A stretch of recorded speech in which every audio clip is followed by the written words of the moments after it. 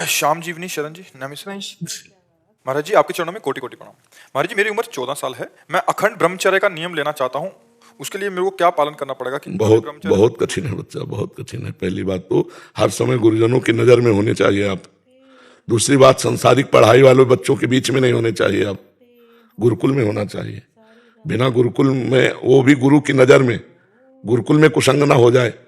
एकांत सेवन, ब्रह्मचर्य के पालन के लिए सात्विक आहार, असुविधा युक्त जीवन, गुरुजनों की कठोर आज्ञा में रहना, तब जाकर के कहीं।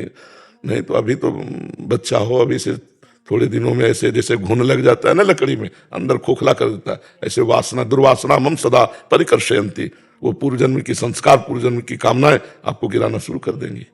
ये कहते हैं महाराज जी कि हमको यहीं छोड़ दो, और ये बहुत मतलब राधा नाम भी जितना करवाते करते और दूसरा पूरी चतुरासी रोज पढ़ते हैं जी। लेकिन अब इनको अकेले कैसे कर? नहीं, इसमें ये समझने की बात है कि घर में या परिवार में या स्कूल में अखंड ब्रह्मचर्य का माहौल नहीं मिलेगा, और बिना माहौल के हम अखंड ब्रह्मचारी। अभी मोबाइल रखें, नए लड़कों से बात करें तो अखंड ब्रह्मचारी, अखंड शब्द बहुत भयावह है। उनकी सोच है बस। तो हमें लगता है कि ब्रह्मचर्य शब्द रखो, अखंड शब्द छोड़ दो, अखंड भगवान के ऊपर छोड़ दो कि आप जैसे रखो। हम तो चाहते हैं अखंड, लेकिन अखंड भगवान को समर्पित कर दो और ब्रह्मचर्य में रहो जब तक ब्याह ना हो। ब्रह्मचारी रहो, भगवान की इच्छा होगी तो गृहस्थ में ले जाएंगे, भगवान की इच्छा होगी विरक्त में ले जाएंगे। ऐसे चलो, क्यों?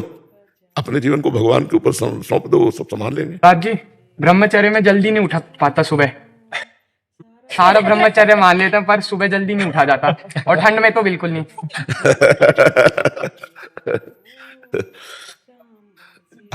एक लोटा ठंडा पानी रख लिया कर।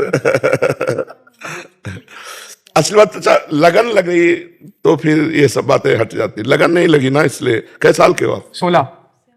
हाँ, तो इतने 3 वर्ष हो गए थे हमें बाबा बने हुए। 16 वर्ष में 3 त्रिकाल स्नान का, गंगा जी त्रिकाल। प्रातः के हमारा अभ्यास रात्रि में 2 बजे उठने का रहा है, अब तो और जल्दी हो गया है। उस समय जैसे गंगा किनारे टार्च नहीं है, बिजली नहीं है, तो 2 बजे रात्रि के उठना और थोड़ी देर भजन में बैठ के फिर गंगा के किनारे जाना, स्नान आदि करना। और गंगा स्नान इस समय एक डुबकी लगाओ तो पता लगेगा सर है कि नहीं। इतना ठंडा पानी है। आपको लगता नहीं कि अभी थोड़ा सा और सो जाऊं जैसे ही सो? नहीं, हमें कभी नहीं लगा, कभी नहीं लगा। हमें यही लगा है कि अगर हमें एक झपकी लगी और घड़ी में देखा तो कई बार भ्रम हुआ है कि घड़ी गलत है क्या। ये अभी कह रहे 20 मिनट हुआ है और मुझे लगता है मैं घंटों सो चुका, और बैठकर भजन करने का मन होता, अधिक से अधिक भजन करूं, सोने का। ये कभी जिंदगी में नहीं आया कि आप आराम से, ऐसा कभी जिंदगी में आज भी नहीं। बच्चा बीमार शरीर है, 8 बजे ये लोग सुलाते हैं, 11 बजे उठ के बैठ जाते हैं, और 11 बजे से दिनचर्या चल रही हो, 11 बजे तक चलेगी।